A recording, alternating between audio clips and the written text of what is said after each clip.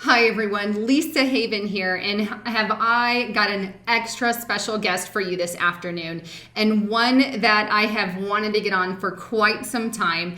And my father absolutely loves my guest, and he's been begging me to bring him on as well. But he's an avid researcher and studier of the supernatural and the biblical studies on it, Nephilim, UFO, fallen angels, and he has been studying this avidly for so many years. But I'm so excited to bring him on. L.A. Marzulli, are you with me? I certainly am, Lisa. Great to be here. It's an honor.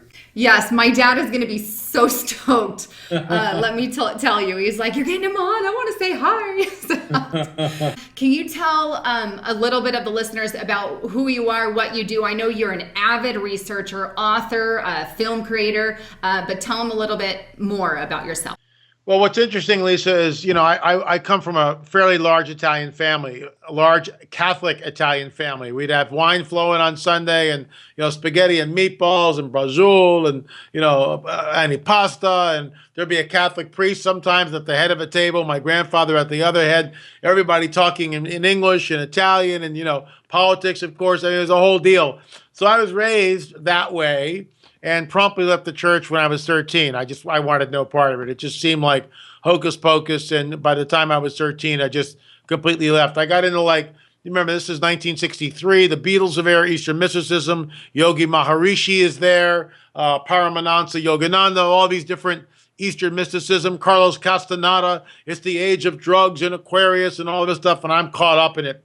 When I was about 21, from 21 to 24, I got involved with the Guru Maharaji. I sold all my worldly possessions, joined the ashram, and was in this orchestra, the Guru's brother's orchestra, for basically 3 years, writing and arranging for a 56-piece orchestra, playing big band music. It was an incredible opportunity. It was great, but we were all celibate and vegetarians and sleeping 5 hours a night and believed that the Guru was God.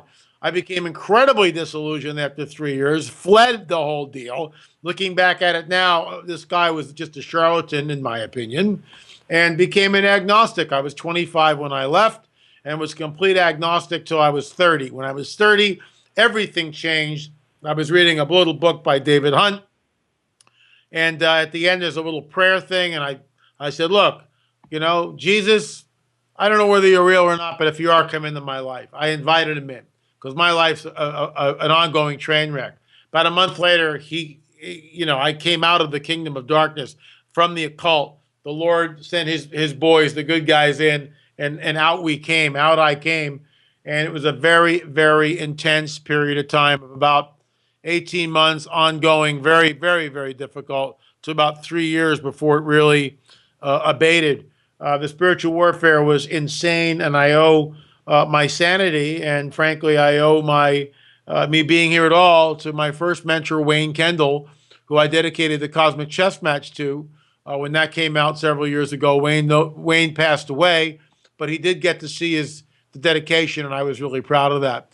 The other one, and I received an honorary doctorate from Dr. I.D.E. Thomas, who became a mentor in all of this, and also I received a gold medallion from Koinonia House. I'm really proud of those two, accolades, because on one hand, it was my mentor, Dr. I.D.E. Thomas. On the other, I cut my prophetic teeth with Chuck Missler and his great program, 6640. So, I stand here on the shoulders of those two men. Wow, that's quite a story, but one, from your, what is like a Catholic kind of ish upbringing, and it just kind of goes from there. And I have to say, when I personally watched your series on all of that, it was just amazing. It was a real eye opener. Thank you. And my hat's off to you. So I guess my question is, what led you down that particular field? Because I know you study giants. The Bible talks about giants. You study the Nephilim, their agenda, the fallen angels, the UFOs, and everything in between. What led you there? Well, remember, I'm coming out of the occult. As a teenager, I'm immersed in it. I've got a guru. My third eye's open. I'm reading Carlos Castaneda. Madame Blavatsky, Ouspensky. I mean, I'm searching, is there a God? What is all this? And I just completely rejected Christianity because I grew up in it. I figured I knew what it was. I had no clue what true Christianity really is, or even who Jesus of Nazareth really was. I mean, you read all this stuff and it's like, you think you know. And I close Watchers 9 by saying this: if you think you know him but you don't know him, then you don't know him. And that's sort of like a Yogi Berra type saying, but it's true. It's very simplistic. If you think you know who Jesus is, but you really have no personal relationship with him, then you don't know who he is. You think you know, but you don't. It's like all the nonsense is, monks with funny haircuts and incense and stained glass windows and popes and, Nicene councils and all this stuff has nothing to do with anything. It's a personal relationship with our Creator, the real one. And when we ask him into our lives and our hearts, things change. Our sins are forgiven. We have a new life, and he starts to train us. And that training takes place, what I call in the forge, on the anvil in God's forge, and we are pounded and shaped anew. Amen to that. Now, in your studies, I guess, while you were doing these Watcher series and going through all of that, what are some of the biggest things that you've came across? Well, I think, by far one of the ongoing research is with this. This is the Paracas elongated skull that you can see here. And it's just hysterical how people will insist that it's all head-boarded cranial deformation. Cranial deformation is when you take a skull of an infant and you would bind it. You would bind the skull, wrap it in cloth, and then you would shape the skull. And we understand that. We understand all too well about cranial deformation, cranial headboarding. Okay, and some of that is done, but it begs the question: why is it being done? Number one. Number two, are all the skulls deformed artificially? And that's our ongoing work. Watchers 10 reveals real DNA evidence, which basically blows the lid off the Darwinian paradigm. I mean, it does. The Darwinian paradigm states this. Biologists are taught this. People in academia are taught this. This is what's taught in our schools. 10,000, 12,000 years ago, at the end of the last ice age, people from Asia made their way across the Bering Land Bridge, which connected Asia and the New World, basically where Alaska is. That was a dry land, and they came across, hunting megafauna, and they trickled down and here they are. Nonsense. We're saying, okay, yeah, we get that. Some people did, but not everybody. And if our hypothesis is true, which was this 3,500 years ago, and this is why it points back to the biblical prophetic narrative, 3,500 years ago, when Joshua and Caleb went into the Levant, or the Promised Land, the Nephilim tribes were there. The Zamzummim, the Rephaim, the Nephilim, the Emims, all names of different Nephilim tribes. Which are the giants, the hybrid between, for those who don't know, the hybrid between a fallen angel and a human. Yes, correct. But here's the deal. We don't think they were all giants now. I used to, but now I don't. I think that each tribe, like the Rephaim, that might be a certain different genetic characteristic. The Anakim actually means long necks. And I'll show you a picture really quick. I'm kind of jumping ahead of myself, but I think you'll find this really, really interesting. When the DNA evidence came back, an archaeologist got a hold of me, and he wanted to have me send him pictures of the bottom of the skull. And on the bottom of the skull, there's something, and I'll show it to you, called the foramen magnum, which is this area right. Let me just hold it up. This is the bottom of the skull, and this is the foramen magnum right here. See this? Mm-hmm. That's called the foramen magnum. That hole is where a dowel goes in. This is the one-to-one cast, so obviously it's not the real thing. But this is the foramen magnum. And the reason why he was interested in this is because you cannot manipulate the position of the foramen magnum on a skull. You would kill the person by doing it. The foramen magnum is the place where the spinal column attaches itself to the skull. So you can elongate the skull this way. You can shape it perhaps a little bit, but you can't mess with the foramen magnum. You can't move the position of the foramen magnum, nor can you alter the shape according to his hypotheses. So he studied about 1,000 different skulls. And what he discovered was the Peruvian skulls here, the foramen magnum was placed towards the rear of the skull, or this is called the occipital plate in the rear here.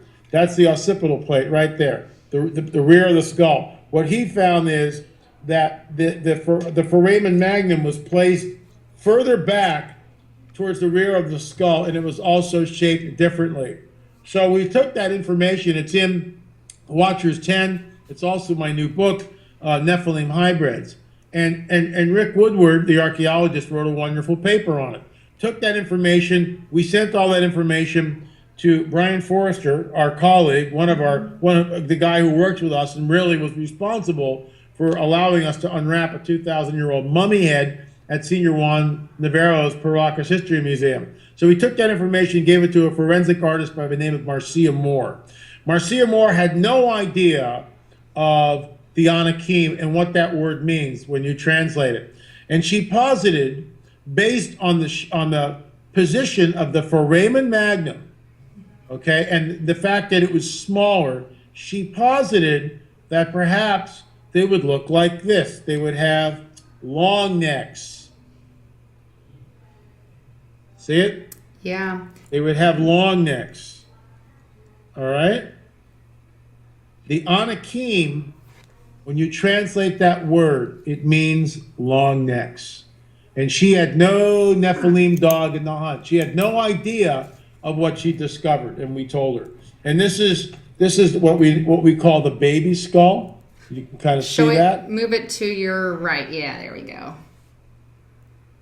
Perfect. And that had red hair. And what we found, Lisa, and we, the cat's out of the bag. We're letting people know what we discovered with the DNA. And I'm just going to tease them a little bit. But basically, the haplogroups. Now, first of all, the only DNA they were able to test was hair from the mummies, which we're allowed to take out legally. We're legally allowed to take hair from the mummies because it's just hair. No scalp, no bone. Right. So there were basically 5 skulls that were tested. 4 of them we were able to extract DNA from. All 4 showed haplogroups, the mitochondrial DNA, which comes from the mother's side. Nuclear is from the male side, which we have not yet been able to test because we have not gotten enough material to get nuclear DNA. But the mitochondrial DNA in 4 of the skulls showed us a European and Middle Eastern ancestry, which, why does that blow me away? Because it ties in with our hypotheses that these creatures, these hybrid beings, and what we think they are. First of all, the positioning of the foramen magnum shows that it's a genetic aberration. It's not cradle headboarding. That's the first thing. Second thing, these people, whoever they were, did not come from the Bering Strait. They originated in Europe. And the Paracas people, who are the people of the elongated skulls in both Bolivia and Peru, okay, show up on the coast of Paracas, which is in Peru, about 3,500 years ago, which fits the timeline absolutely perfect when Joshua and Caleb go into the promised land. So the reason why this is so important, number one, it proves the veracity of the biblical prophetic narrative that there were giants, the Nephilim were in the land. And the Nephilim, as you so eloquently stated, are the byproduct, the offspring of the unholy union between fallen angels and the women of earth. That's the first thing. The second thing it proves is that people traveled 3,500 years ago. That all the people that are sitting in Peru and other places did not arrive there by the Bering Strait. And that blows everything out of the water. That blows everything out of the water. It blows the Darwinian paradigm, at least in part, partially out of the water, and shows that people navigated and went places 3,500 years ago. So that's probably why they try to conceal a lot of it, because it disproves their theory, which is just a theory anyway of evolution and all of that. And but they treat it as fact. So our hypothesis is leading us to a theory. Our theory is basically, well, our hypothesis is that these people left the Levant, they fled for their lives because Joshua and Caleb were coming into the promised land and they were wiping them all out. You say, oh, hey, that's genocide. You're right, it's genocide. unless these entities are soulless ones, and unless these entities are actually the hybrid offspring of fallen angels and women of earth, which were never supposed to be, which is exactly what the Bible tells us they are. All of this, Lisa, points back to the veracity of a supernatural worldview. And the Darwinists do not like that, because it points back to the supernatural, the God of the Bible, and the fact that all of us are sinners and are in desperate need of a Savior. Well, see, the churches don't even like it. They don't even touch that area for the most part. That's a no-no. Bible prophecy is a no-no. And I think there's so many souls to be won in both of those areas because people have questions. What is this? What is that? What happened then? And I think a lot of that can fill in the blanks, so to speak. Now, on your journeys, because I know you've kind of done this in depth, and now you, just to clarify, you believe the alien grays, because it's not a question of if they exist, in my opinion, because there's so much evidence for them. But Sure. You believe they're fallen angels. Is that right? No. I believe that the controllers are the fallen angels. The ones who control the grays are fallen angels. The reptilians, the tall whites, all those guys, they're fallen angels. So they're Nephilim. You believe they're Nephilim then? I believe the grays, get this now, and it took me a long time to get there. And I remember when I got there, I emailed David Flynn, the late, great David Flynn, who's no longer with us. I said, David, I've arrived at something and I'm troubled by it. And so we emailed back and forth. What I arrived at was, it seems like these grays are automaton-like, that they're just shells for remember, the Nephilim during the flood are wiped out. They become the disembodied spirits known as demons. And the demon needs something to inhabit in order to manifest in this dimension. And that's what the grays are. They are biologically constructed suits for a demon entity to go in, inhabit, and move those. And that's why they all look the same. They're very automaton-like, completely emotionless. That's my theory. That's what I think they are. So not Nephilim per se, but the dead Nephilim. The dead Nephilim. Needing that correct. body. Huh. Okay, that's interesting. Yeah, it is. Now, as far as like the other things, I know in your Watcher 10, you actually show footage, and I've seen some of this on your video, on your latest one, because it's you just released it, what, this month? Watchers 10 has just been released. Literally like a week ago. Okay, now on that one, and I've seen the bits and pieces of it, you actually revealed some of actual bodies that you show of entities there. Now, you believe those kinds of things could be Nephilim, different versions of Nephilim, because like you said, you have the Raphaim, the Nephilim, and some had long necks, some were giants, maybe the different variations of it. So, well, first of all, it looks like this, and I'll be more than happy to send you JPEGs. Back it up a little so we can see it. Okay. Well, there we go. Perfect. Yeah. And I can send you some JPEGs if you want them. We were very trepidatious about going with this story, extremely so. And this is the cover of the new book, and you can see the creature right on it in the vial. And that one's Nephilim hybrids. That's a new one, right? Correct, Nephilim hybrids. And we were very trepidatious, moved very cautiously. We sat on this information for almost 3 years, since 2013. That's when Jaime Maussan gave it to us. We went to his office. Richard Shaw and I, were in Mexico filming Watcher 7. So Rick and I greet Jaime Maussan in his office. Marzulli, Shaw, come up. And he brings us up into his office. I'm shooting a TV program. I'll be back in a half an hour. Okay, Jaime. In the meantime, look at this. And he reaches behind him, opens up a cupboard, pulls this thing out of the cupboard, sets it on the desk, and runs out of the room. And Rick and I are looking at each other going, you have got to be kidding me. So the day that it's there, Richard and I filmed. I did a sit down with one of the geneticists. We talked about it. That day also, X-rays were taken, and Jaime was gracious enough to give us the X-rays, and lo and behold, here they are.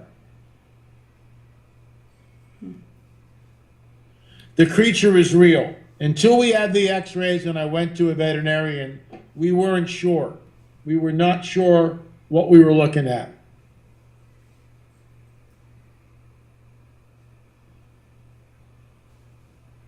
The creature has a skeletal system. It is not a composite of other creatures. And we looked at this thing. We didn't know what it was. And at first I thought it's got to be a hoax. And that's why I say in the video, I said, are you sure this isn't a hoax, Ricardo? Ricardo's the geneticist with a PhD. And he goes, no, not a hoax. And I go, why? They did DNA testing, nothing in the gen banks, nothing at all. They did DNA testing and they couldn't find anything, which is incredible. So what did it to me, what really proved it to me is when I sat down with the veterinarian. And this guy wouldn't come on the camera, but we've got the audio of it. And I said, is this a composite? And he's looking at this thing, because he's a veterinarian. He's going, if it's a composite, if it's a hoax, it's masterfully done. And he said he didn't think it was a hoax. I've showed it to medical doctors who have weighed it and said it's not a hoax. It's a real creature with a real skeletal system. It's got wings. It's got teeth like a lion, pointy ears. I believe that it may tie in some way to Revelation 9. It also, Lisa, has a stinger that looks exactly like a scorpion. Yeah, locusts of Revelation, right? Exactly, Revelation 9. When the first time I saw it, that's immediately where I went. Oh my gosh, this is what comes out of the pit. So more than a fairy name, it'd be more like the locusts, is what you're thinking, could Actually, a medical doctor who is really steep in occult literature described it as an imp, I-M-P, an imp. That's what he would call it. That's his version of it, and I really respect his opinion. He may be right, I don't know. Whatever it is, we can call it whatever we want. It reminds me of the locust-like creatures that come up out of the abyss in Revelation 9, and that is extremely troublesome. Now, and then you also talked about there's little dots on that thing. What are those? When we saw this, Lisa, I'm trying to get it so there's no glare. When we saw this X-ray, and we were there when they took the X-rays in Mexico City, when they brought back the X-rays, and we were kind of saying to ourselves, what are these dots? Let me just get real close here so you can see it. What are these perfectly round, symmetrical dots? But they're asymmetrical. They're all through the body. So what are we looking at? I can send you JPEGs if you want. Yeah. Of this stuff. But so we're going, what the heck is this? And my first, this proves it's a hoax because this is where they were, cobbling this thing together. But we looked at it and it made no sense because they were asymmetrical. They were random.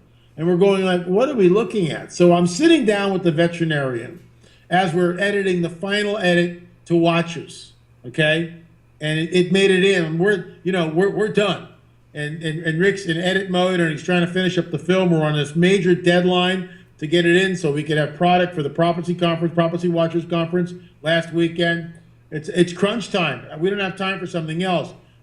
Once we got this information from the veterinarian, stopped the presses, and it was immediately inserted. And the reason for that is, I go, well, what do you think these white things are? And the veterinarian says, oh, I've seen that before.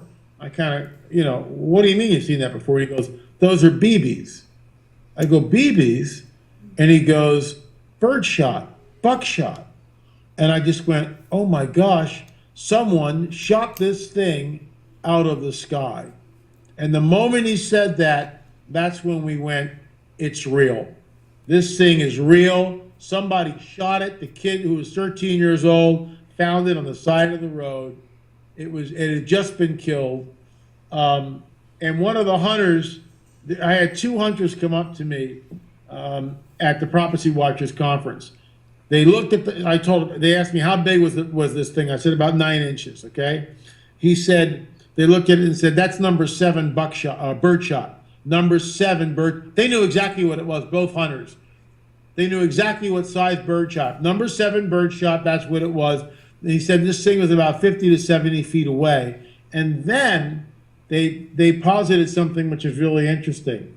They also suggested that this thing might have been hunting in a flock of doves. Ah. Yeah. Yes, dark. So I'm meeting with another medical doctor tomorrow, and we're trying to line up a forensic pathologist to have him also look at the X-ray. That's really interesting. And I know you bring all this stuff out. Now, you have a YouTube channel under LA Marzulli, right? That's what your YouTube? Correct. And then you also have a website that's, what's that information? That is www.lamarzulli.net, and also our TV show, PPS Report, Politics, Prophecy, and a Supernatural Report.com. ppsreport.com. Now, I'm going to leave all those links for you YouTubers down below so you guys have those. But he's got a great YouTube channel, and you keep it up to date. Thank and you. Share some of the new information, don't you? You've only had it for, what, a couple months, I think? About 6 months, about five and a half months we've had it. And we're well, really I follow you. Yeah, we do something new every week. Okay, awesome. So you do keep up to date, in Absolutely. addition to your watchers. Now, I did want to ask you, in all your years, because obviously there's giant bones that have been discovered in the beginning. But before I ask you that real quick, I just want to clarify. So biblically speaking, we know that there were giants in the land, but you also believe that there were other things like the long necks, maybe even, back then as well as today. So there wasn't technically a DNA change over time where they modified it or anything like that. They're still the same creatures that they were in biblical times that they are today as far as the Nephilim are concerned. Is that correct? Well, look, everything is changing. What happened thousands of years ago, we're not seeing elongated skull people walking around on the planet. We're not seeing 12 to 15 foot giants. Oh, wait, or are we? We had a very disturbing story that Steve Quayle actually broke several years ago. And we heard the report. George Norrie interviewed the pilot who flew this giant out of Iraq or Afghanistan. He flew it, and he said it was 1,100 pounds, at least 12 feet tall. We met a shooter, independent contractor, who came on the record, and it was known as the Kandahar Giant in Afghanistan. We have a second Marine who came on the record, who was in Kandahar and heard rumors of the Kandahar Giant that was shot at the mouth of a cave. This thing was 12 feet tall, and what's alarming about this, Lisa, and very troubling, this is in 2002. 2002. Wow. Yeah. It's been quite some time. So have you actually seen the bones of giants or seen one yourself or had an encounter with any of these kinds of beings, I guess, that you've researched? Well, I have not had an encounter with, Nephilim or giants. I've seen 2 UFOs, one when I was 13, the other one about 8 years ago. My wife and I were driving up Pacific Coast Highway, and we saw this light in the sky, which it went bam like that. And then all of a sudden, another light appeared above it. The light slowly descended into a bigger light, and the bigger light evaporated into concentric circles and was gone. And then like a minute or two went by, and boom, it was back again. And it did this like 3 or 4 times, and we watched it. From that experience came the saying, rebuke first, ask questions later, which is what I wasn't doing. Now I rebuke first and ask questions later. But the giant of Kandahar, this thing was 12 feet, and it raises more questions. How old was it? Was it 1,000 years old? Was it 2,000 years old? What was it doing in Kandahar, in this cave, in an extremely remote area? I am talking really, really remote. And it was like, at the mouth of the cave, there was like a ledge, maybe 30, 40 feet wide.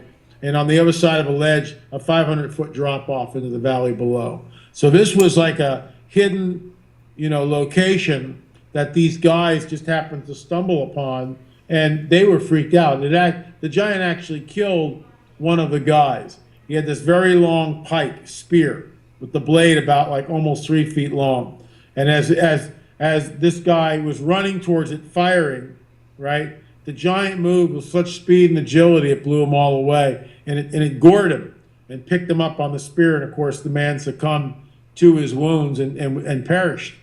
And that's when the other soldiers began to say, shoot for the face, shoot for the face. They had 308s, AK-47s, other weaponry, and they blew the guy's face off, literally. And that's what killed it. And then when it hit the ground, they said that the shooter who came on the record with us told us that the stench was so overwhelming, as powerful as a skunk, but not like a skunk, something completely different. He talked about a pile of corpses that have been rotting for like 10 days. That's disturbing. Very, very much so. Now, I know you have a lot of this information on your Watchers video. One of my absolute favorites was, you said it was in Watchers 7 or 8, I don't remember. Watchers 7 and Watchers 8. Yeah, and it blew me away where the guy, I forget what doctor it was, but he would remove these alien implants that these people had. And the one guy, he had one in his skin, and I think he went to the doctor. You were there, and then they couldn't find the implant all of a sudden. And then you rebuked the demonic forces, and all of a sudden, right there on camera, it came back, and they found it. I mean, there's no implant. And I prayed. I said, Father, the prayer was real simple, and it was just basically this: if there are forces which are concealing or cloaking this device, this implant, we pray that you would break their power and do it soon.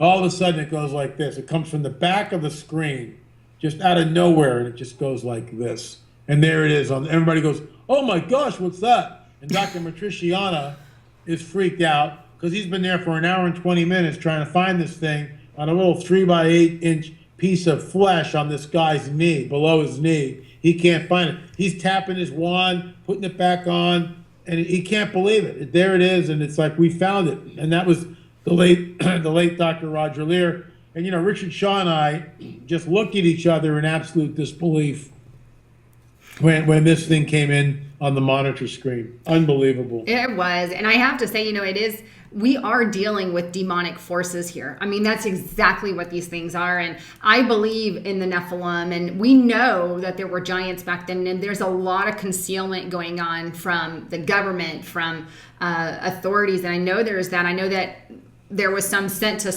the Smithsonian and disappeared or harbored somewhere. I guess we just don't know. But there's ample evidence for giants and things that do exist. So I'm very happy that at least someone's out there researching that. So thank you, and I concur with your assessment 100%. Now I know we could go on. I could go on with you for hours. I have my own personal questions. I'm like, hey, I'll lay off the record. I have all these questions, but thank you, for coming on. And will you briefly share all that information on if people want to follow you again, your website, all that stuff? Thank you. I'd love to. It's www.lamarzulli.net. That's the main website. That's where we've got Watchers 10 and the new book, Nephilim hybrids. They are, people go, oh, you're always selling something, LA. How do you think we make this stuff? Right. You think it falls off a tree? It takes us about 6 to 8 months to create one DVD. And you fly all over the place. We interview people. All that costs money. When you buy this DVD or the book, we plow it back into the next one. And by the way, we're also streaming on Vimeo. So if you can't afford the $20, I think it's selling for $9 on Vimeo. I mean, we can't give it away, folks. That's how we make our living. So lamarzulli.net, ppsreport.com, Politics, Prophecy, and the supernaturalreport.com. We own both websites. Of course, the blog is lamarzulli.wordpress.com, lamarzulli.wordpress.com. YouTube channel, LA Marzulli, and we're growing. We've got over 19,000 people that are subscribers. The channel is really taking off, and we're excited by that. And we post something pretty much every week. Awesome. Well, thank you again for coming on. Thanks, Lisa. I truly appreciate it. My pleasure. Congratulations to you for your great YouTube channel and your constant flow of information. You really are amazing, and it's an honor to be here. Well, thank you. Thank you.